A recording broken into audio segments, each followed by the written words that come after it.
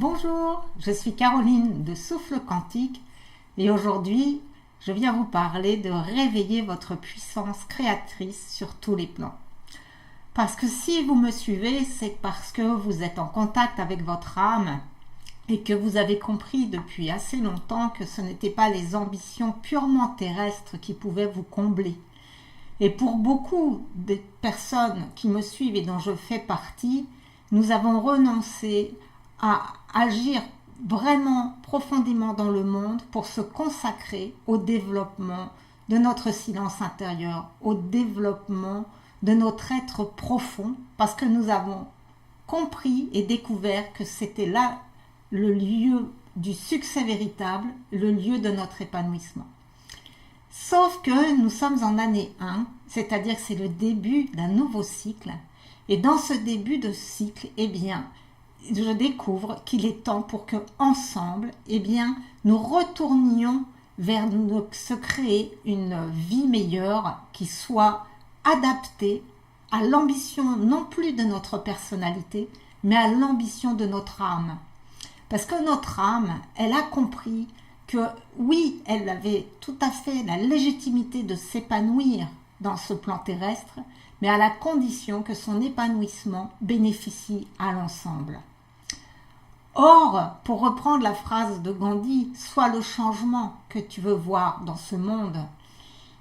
pour beaucoup d'entre nous, nous l'acceptons dans le sens d'admettre de grandir en sagesse, d'admettre de grandir en compassion, d'admettre de faire beaucoup d'efforts personnels pour amener plus de paix à l'intérieur de nous, pour nous améliorer.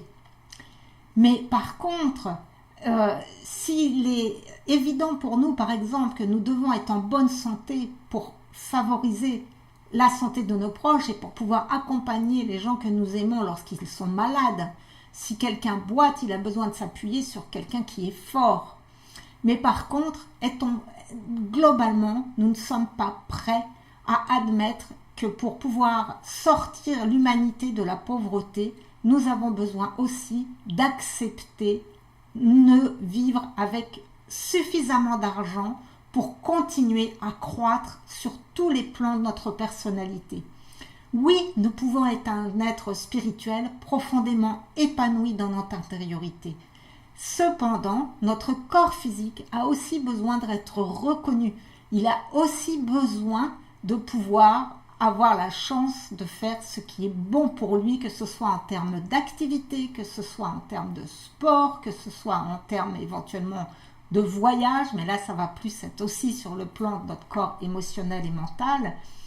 c'est-à-dire que notre corps émotionnel et mental aussi, il a besoin de croître, il a besoin, si on aime apprendre, de pouvoir faire des stages, de pouvoir lire de nouveaux livres, s'il aime découvrir d'autres cultures, il a besoin de voyager.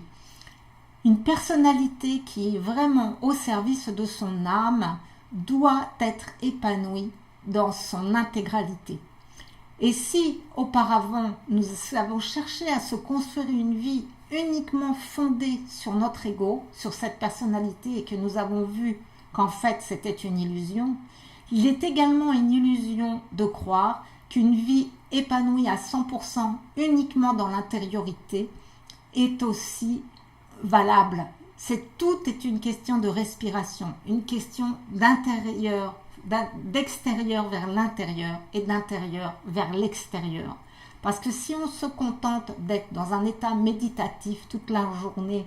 et d'attendre ce que la vie nous offrira sans poser d'action, nous passons à côté de notre vie et nous n'offrons pas au monde les talents pour lesquels nous nous sommes incarnés. Et on sait aujourd'hui que donc ce champ de tous les possibles, ce champ de conscience unifiée, d'où part absolument toute la manifestation que nous observons et toute la réalité que nous créons par nos pensées et nos émotions, ce champ de conscience pure, il ne demande qu'à nous servir parce qu'il ne fait que résonner avec ce que nous vibrons. Et pour beaucoup, nous vibrons trop de fréquences de limitation par notre éducation. Et c'est en prenant conscience de ces limitations et également ensemble en pratiquant des fréquences de guérison communes que nous allons permettre à ces limitations de s'éteindre et de nous laisser le champ libre au développement complet et vraiment épanouissant dans toutes les dimensions de notre être. Et c'est pourquoi je vous invite à un webinaire que j'ai créé à cette intention qui va avoir lieu donc le 31 janvier de 19h à 20h30 sur ce sujet. Et ce webinaire sera suivi d'un web atelier le jeudi 2 février de 11h à 12h30 sur le même thème. Donc je vous invite à vous inscrire si vous souhaitez qu'ensemble, enfin, nous reprenions le pouvoir que nous avons laissé jusqu'ici à une élite plus souvent prédatrice que coopératrice.